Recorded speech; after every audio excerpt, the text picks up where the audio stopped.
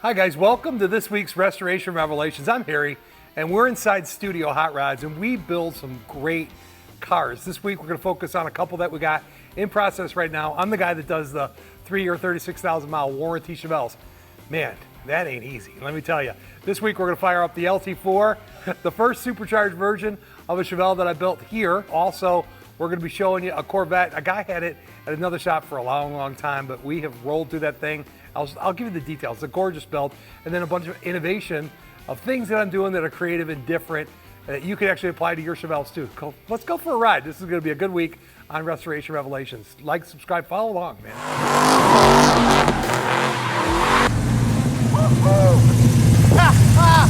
Man, it's just a cool car. Wait till you see what I'm going to do to it. It ain't even fast yet, baby.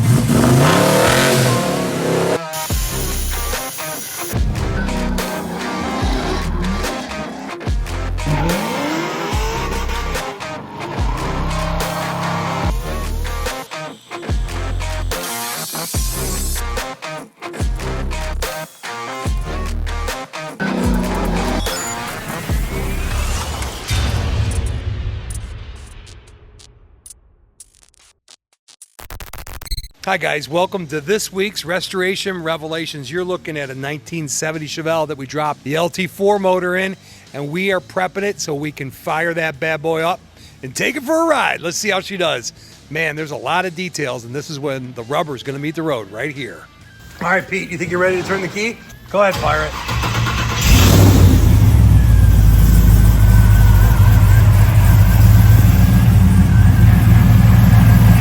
Anything I need to know, Chuck? Die young and leave a good-looking corpse, he said. And I said, too late. Oh, my seat doesn't go back yet? I don't know, the seat's gonna go back far enough for you, big guy.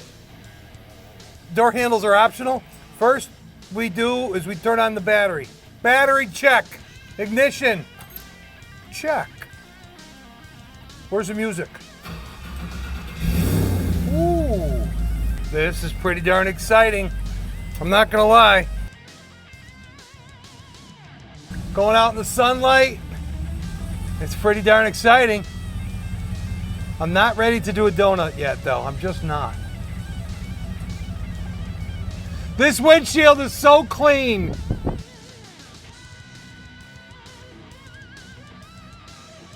I say we straighten up the alignment. Not gonna really drive it like that as the alignment is really bad, but moved under its own power and made a whole trip to the lot and back in Spark.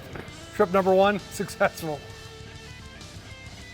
Jeff says he's taking his muscle relaxers before he goes for a ride.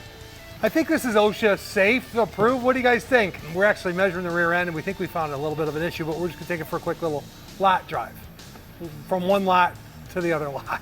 It's gonna be dusty, Jeff. Ready to blast off the planet. Are you belted in? Oh yeah. Good job. Step 1, put car in reverse.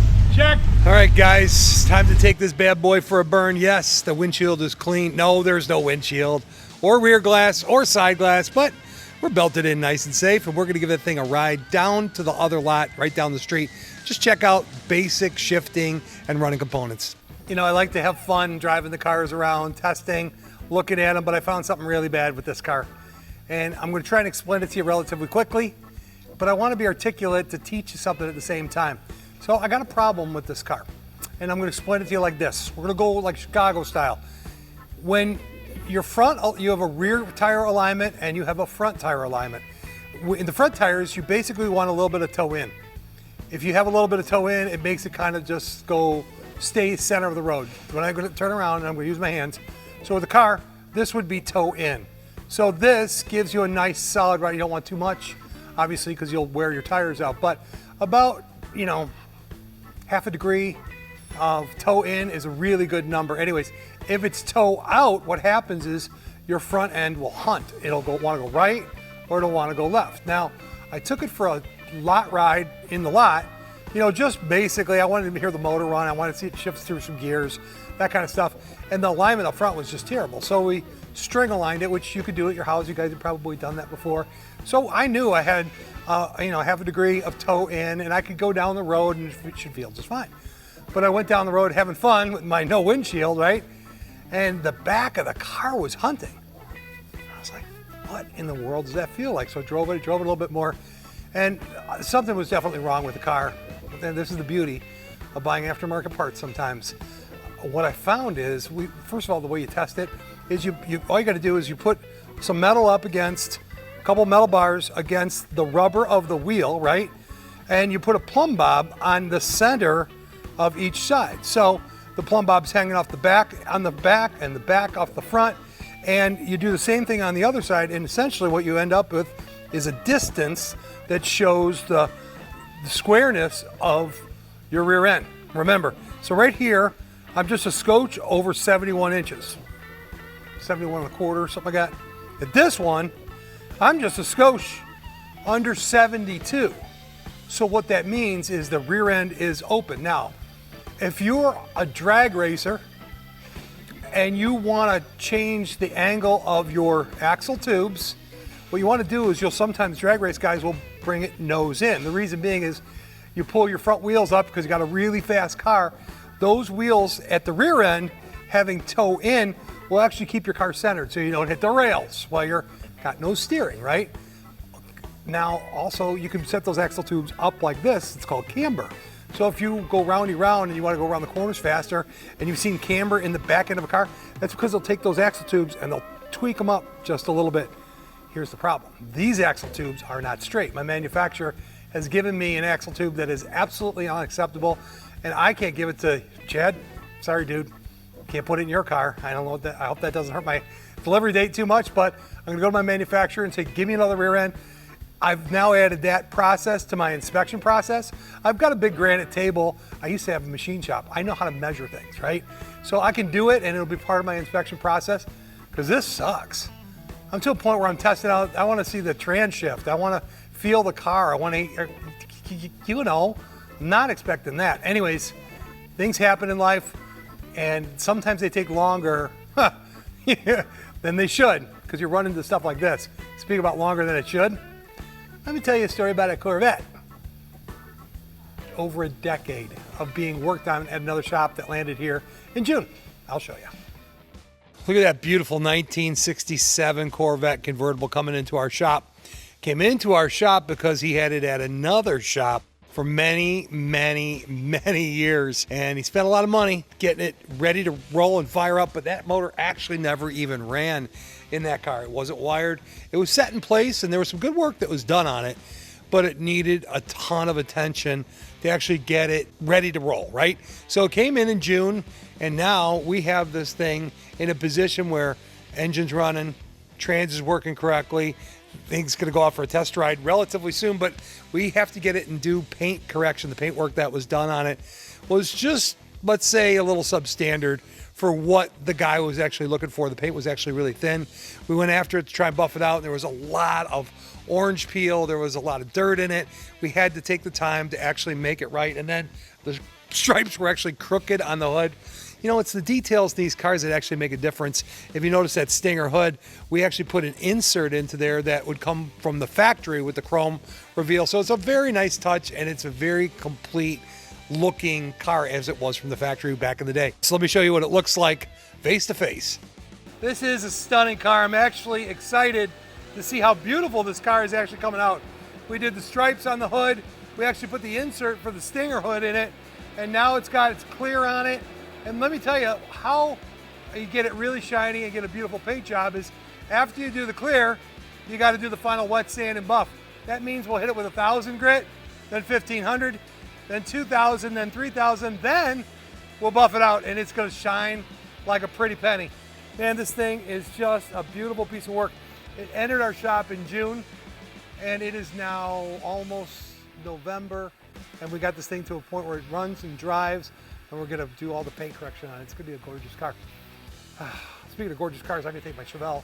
I gotta run home because I got some new packages that just came because I got another project up front that I'll share with you. But first, I'm gonna see if Santa came to my house. The Amazon delivery driver.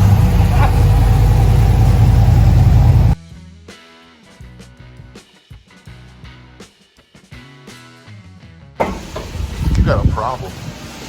I do. We got a big problem. I had to stop orders from coming in this week for the new stuff that we've been coming up. The parts for the cars, parts for the Chevelles. Yes, I had to shut it off for a little while. Get some extra stuff coming in. Guys, I love being the mad scientist, coming up with all kinds of creative innovations that I could put in these old cars. These lighted cup holders were so cool, I decided to just go ahead and put in a little production line where I could actually have them built for my cars that I'm building, but also I could offer them to people that are interested. You know, you got your center console, right? But nobody's got a cup holder in a 70 Chevelle unless they hang them off the side of the door. Ugh, that's awful, guys. You've seen that, right? A little bit of extra time teaching my boys how to wire these things up, set it up to begin with, and ba-bam. Fun stuff, right? Let me show you the next rev of what we got going on. That way you can have them in any color. All right, kids, what you're looking at here is rev number 2. I've been getting orders for the cup holders and the Resto Mod parts for the Chevelles. A lot of people are asking me, can you do for Camaro? Can you do it for this? I'm like, no. And a lot of people were asking me for different colors. So I figured that out because it was kind of low-hanging fruit where we can actually, purple. We got purple. We got teal. Anyways, you can make them any color you want. So this will light up the Prindle. So I figured that out. I got the parts in. I can do that in rev number 2. I'm not releasing it quite yet, but it's coming real soon. Light. I can see. I see the light. I feel like I'm on a mission from God. Every week is actually going to the Word, the Bible. Do a little Bible study together. Come on, let's see what it says in the Bible about light. All right, guys, always the favorite part of the episode is to share something out of the Bible from what I've been reading and looking at. Did you know that this is the #1 selling book on the planet? And it was actually written by a bunch of different authors. It's actually 66 books. So here's your Bible study of the day. How many books in the Bible? 66. There's Old Testament.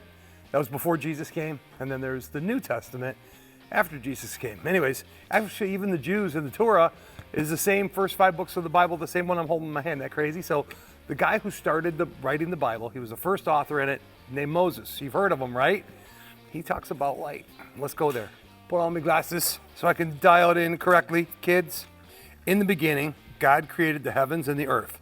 Now the earth was formless and empty. Darkness was over the surface of the deep, and the Spirit of God was hovering over the waters. And God said, let there be light. And there was light. And God saw the light was good, and he separated it from the night and the darkness. He called it light day and the darkness night. And in the first evening and morning of the first day. The reason I bring that up to you is that God, I really believe that God's real, and he created absolutely everything. The Spirit of God was hovering over the water. He said, let there be light. Heavens, earth, everything you see around it. What if this is all just like the Matrix? But God's actually really in control. Think about that. Pray about that. It's kind of the way I look at it. It's not a matrix. It's God's creation. And you are loved by him. All right. Gotta go. Peace out. Thanks for joining us this week on Restoration Revelations. Next week, I'm going to jump into some details that I've been wrestling with new parts on old cars. Yeah, I'm going to put it out there. It's time we talk, kids. All right. See you next week.